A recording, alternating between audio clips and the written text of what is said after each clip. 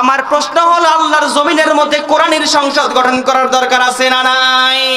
সেই পথে চলতে গেলে যদি কোনো তাগুতি মতাদর্শ, কোনো ভারতীয় এজেন্ডা, ভারতের দালালেরা আমাদেরকে রুখে দেওয়ার চেষ্টা করে, আমাদের মুসলমানের শরীরে রক্ত থাকবে, জীবন থাকবে যতক্ষণ, রক্ত থাকবে ততক্ষণ, এই জমিনের মধ্যে আমরা মুসলমান কোনোদিন কোনো ভারতীয় এজেন্ডা এই জমিনে বাস্তবায়ন হতে দিব না। তারা আমাদের বাবরি মসজিদ যেভাবে দখল করে রাম মন্দির নির্মাণ করেছে, আবার আমাদের ভারতের মুসলমানদের ভাইয়ের উপর নির্যাতন করেছে। ওদের আরএসএর সন্ত্রাসী সংগঠনের নেতৃত্বে, ইসকনের নেতৃত্বে চট্টগ্রামে সাইফুল ইসলাম আলিফ ভাইকে যেরকম ভাবে কুপিয়ে কুপিয়ে তারা হত্যা করেছে, এই কোরআনের বিধান কায়েম হলে ইসকন নামক সন্ত্রাসী সংগঠনকেই বাংলার জমিন থেকে আমরা উৎখাত করতে চাই।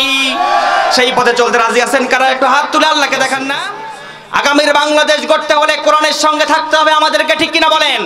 আগামীর বাংলাদেশের মধ্যে দলীয় মতভেদ ভুলে গিয়ে, আলিয়া, কওমি, জামাত, জাসদ, বাসদ সব ভেদাভেদ ভুলে গিয়ে ঐক্যের প্ল্যাটফর্মে থেকে আপনি আমি আল্লাহর এই জমিনের মধ্যে কোরআন দিয়ে ইসলামিক শাসনের খেলাফত কায়েম করতে চাই, ঠিক কিনা বলেন? আমরা আর কোনো ভেদাভেদ চাই না, কোনো দলাদলি চাই না, আমরা চাই ঐক্য, আমরা চাই ঐক্য, আমরা চাই জাতীয় ঐক্য। ইসলামিক জাতীয় ঐক্য ছাড়া আগামীর বাংলাদেশ কোরআন দিয়ে গঠন করার বিকল্প কোনো পথ আমাদের সামনে খোলা নাই, ঠিক কিনা বলেন? সেই পথে চলতে গেলে যদি জালিমের রসাতলে করতে হয়, আর একটিবার যেমন 16 বছর আমরা স্বৈরা শাসকের জামানায় ছিলাম, কোন স্বৈরা শাসকের সামনে মামলা, হামলা, জেল, জুলুমকে আমরা পরোয়া করে চলি নাই। এই জমিনের মধ্যে আগামীর খেলাফত প্রতিষ্ঠা করার জন্য, কোরআনিক খেলাফত প্রতিষ্ঠান করার জন্য এই জমিনের মধ্যে আরেকটিবার জীবন দেব, মায়ের বুক খালি করবো, এরপরে জালিমের কাছে মাথা নত করবো না, ঠিক কিনা বলেন? সেই পথে চলতে রাজি আছেন কারা? একটা হাত তুলে আল্লাহকে দেখান। কোরআনে কোনো ভুল আছে? সন্দেহ থাকবে বা কেন? কোরআনকে নাজিল করেছেন আপনার আমার জীবনের মালিক, মরণের মালিক, সে রব্বে কারীম বলছেন, যালিকাল কিতাব লা রাইবা ফি হুদাল লিল মুত্তাকিন। This is the book, the most authentic book in this world, where there is no doubt about it, and it's a guidance for those who are muttaqin. এটি এমন একটি কিতাব যে কিতাবের মধ্যে কোনো ভুল নাই, ভ্রান্তি, সন্দেহ, সংশয় নাই। এবং এই কিতাবকে আমি রব্বে কারীম নাজিল করেছি বান্দা তোমাদের জন্য। এই কোরআনের পথ যদি অনুকরণ করো, হেদায়েতের পথে যদি তোমরা থাকো, আমি রব ওয়াদা দিয়ে দিলাম তোমাদের নামটা মুত্তাকির খাতায় দিয়ে দেব। একটু জবান ছেড়ে বলেন না সুবহানাল্লাহ। দিলেন আপনার আমার জীবনের হেদায়েতের জন্য, মুত্তাকি হওয়ার জন্য। সেই রব্বে কারীম বলছেন, ইন্নাহু লাযিকরুল লাকা ওয়া লিকাওমিকা ওয়া সাওফা তুসালুন। ও বান্দা, এই কোরআন তোমাদেরকে আমি রব দিয়েছি তোমাদের জীবনের সংবিধান হিসেবে। বাংলাদেশ স্বাধীন হয়েছে 1971 সালে। বাংলাদেশের নির্দিষ্ট একটা সংবিধান আছে, ঠিক কিনা বলেন? এই সংবিধানের প্রণেতা আপনার মতো আমার মতোই সাধারণ মানুষ, ডক্টর কামাল, ঠিক না? এই ডক্টর কামালের তৈরি করা নীতি দিয়েই আমার বাংলাদেশ চলে। সংবিধান যেখানে আল্লাহ পাক, আল্লাহর এই জমিনটা কার বলেন? আসমান কার? আমরা মানুষ সৃষ্টিকার, সব আল্লাহর হলে এই জমিনের মধ্যে হুকুমত চলবে কার? কথা বলেন কার? সব যদি আল্লাহর চলে, বাংলাদেশ কার? বাংলাদেশে হুকুমত চলে কার? কার? মানুষের। মানুষের তৈরি করা হুকুমত বাংলাদেশে চলে। ইতিপূর্বে যারাই চালিয়েছিল, যেই শাসকের ক্ষমতায় ছিল, প্রত্যেককেই নিজস্ব তৈরি করা মতবাদ আর নিজস্ব সংবিধান দিয়ে বাংলাদেশটাকে চালিয়েছিল, ঠিক কিনা বলেন? অথচ আল্লাহ পাক বলেন, ও বান্দা, তোমাদের জন্য আমি রব্বে কারীম কোরআন দিয়েছি। এই কোরআনকে তোমাদের জীবনের সংবিধান করে দিয়েছি। এই কোরআনকে যদি তোমরা সংবিধান হিসেবে মানো, আমি রব তোমাদের জন্য ঘোষণা দিয়ে দিলাম, তোমাদের ঠিকানাটা কাল কিয়ামতের দিন আমি রব তোমাদের জন্য জান্নাতে তৈরি করে দিব। সুবহানাল্লাহ বলেন। আর এই কোরআনকে যদি তোমরা সংবিধান মানতে না পারো, জমিন আল্লাহর, মানুষ সৃষ্টি আল্লাহর, আসমান আল্লাহর, সব কিছু আমি আল্লাহর সৃষ্টি। আল্লাহর সৃষ্টি এই দুনিয়ার মধ্যে যদি তাগুতি মতদর্শ মানো, যদি বাতিলদের মতদর্শ মানো, যদি ইসলাম বিরোধী মানুষদের মতদর্শ মানো, লেনিন কার্ল মার্ক্সের তৈরি করা নীতি দিয়ে যদি তোমরা দেশটাকে পরিচালনা করতে চাও, আমি রব ঘোষণা দিয়ে দিলাম, কাল কিয়ামতের দিন তোমাদেরকে প্রশ্নবিদ্ধ করব। ও সাউফা তুসালুন। সাউফা শব্দটি আরবি গ্রামারের কায়দায় বলা হয় হরফে ইস্তেফহাম।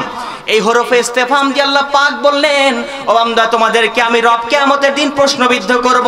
আল্লাহ যদি কিয়ামতের দিন আপনার আমাকে প্রশ্নবিদ্ধ করে, বলেন তো দেখি এই জায়গা থেকে পালানোর কোনো পথ আছে? জোরে বলেন আছে? কোনো পথ যেমন নাই যে রব্বে কারিম আল্লাহ পাক প্রশ্ন করলে পালানোর পথ যদি না থাকে।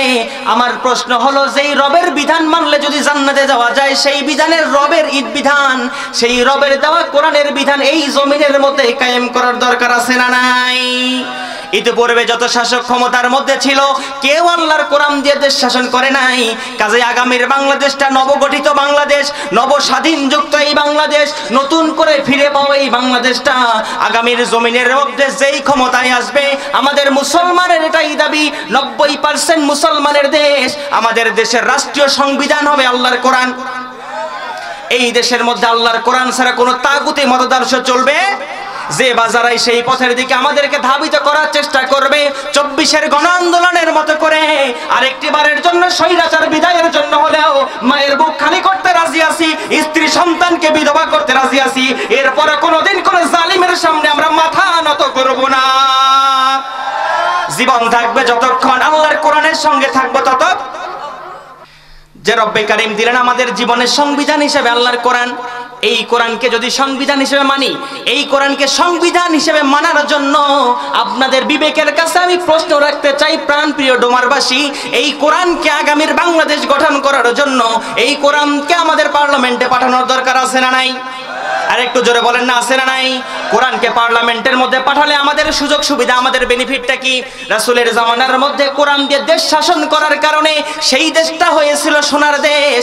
কোরআন দিয়ে খলিফা ওমর অর্ধ পৃথিবী শাসন করার কারণে এই কোরআনের পৃথিবীটা আমাদের জন্য হয়েছিল খয়রুল কুরুনি করনি, সোনালী যুগে পরিণত হয়েছিল।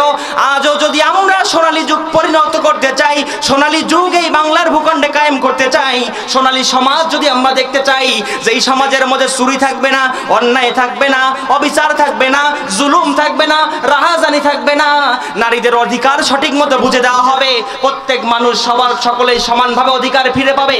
প্রত্যেক মানুষ যদি সমানভাবে অধিকার ফিরে পায়, আমার প্রশ্ন হলো আল্লাহর জমিনের মধ্যে কোরআনের সংসদ গঠন করার দরকার আছে না নাই?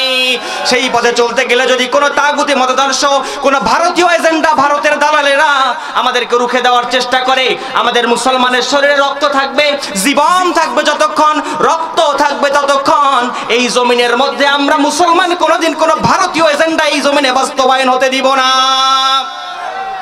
তারা আমাদের বাবরি মসজিদ যেভাবে দখল করে রাম মন্দির নির্মাণ করেছে, আবার আমাদের ভারতের মুসলমানদের ভাইয়ের উপর নির্যাতন করেছে। ওদের আরএসএর সন্ত্রাসী সংগঠনের নেতৃত্বে, ইসকনের নেতৃত্বে চট্টগ্রামে সাইফুল ইসলাম আলিফ ভাইকে যেরকম ভাবে কুপিয়ে কুপিয়ে তারা হত্যা করেছে, এই কোরআনের বিধান কায়েম হলে ইসকন নামক সন্ত্রাসী সংগঠনকেই বাংলার জমিন থেকে আমরা উৎখাত করতে চাই। সেই পথে চলতে রাজি আছেন কারা? একটু হাত তুলে আল্লাহকে দেখান না। লিল্লাহি তাকবীর, লিল্লাহি তাকবীর, লিল্লাহি তাকবীর। আল্লাহ আমাদের সকলকে কবুল করুক। আর জোরে বলেন আমিন। সম্মানিত প্রিয় ভাইরা, আমাদের মুসলমানের প্রাণের দাবি একটাই, জমিন আল্লাহর, মানুষ সৃষ্টি আল্লাহর, পৃথিবী আল্লাহর, আসমান আল্লাহর, সব আল্লাহর হলে এই জমিনের মধ্যে হুকুমত একজনের চলবে। তিনি কে? কে বলেন? ইতিপূর্বে সব দেখা শেষ আমাদের, শুধুমাত্র আল্লাহর কোরআনের জমিন যে কোরআনী পার্লামেন্ট দেখা বাকি আছে।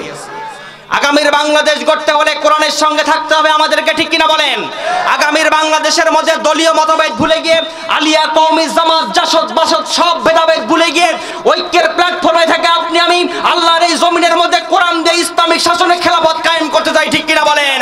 আমরা আর কোনো ভেদাভেদ চাই না, কোনো দলাদলি চাই না, আমরা চাই ঐক্য, আমরা চাই ঐক্য, আমরা চাই জাতীয় ঐক্য। ইসলামিক জাতীয় ঐক্য ছাড়া আগামীর বাংলাদেশ কোরআন দিয়ে গঠন করার বিকল্প কোনো পথ আমাদের সামনে খোলা নাই, ঠিক কিনা বলেন? সেই পথে চলতে গেলে যদি জালিমের রসাতলে করতে হয়, আর একটি বার যেমন 16 বছর আমরা স্বৈরা শাসকের জামানায় ছিলাম, কোন স্বৈরা শাসকের সামনে মামলা, হামলা, জেল, জুলুমকে আমরা পরোয়া করে চলি নাই। এই জমিনের মধ্যে আগামীর খেলাফত প্রতিষ্ঠা করার জন্য, কোরআনী খেলাফত প্রতিষ্ঠান করার জন্য এই জমিনের মধ্যে আরেকটি বার জীবন দেব, মায়ের বুক খালি করবো, এরপরে জালিমের কাছে মাথা নত করবো না, ঠিক কিনা বলেন? সেই পথে চলতে রাজি আছেন কারা? একটা হাত তুলে আল্লাহকে দেখান।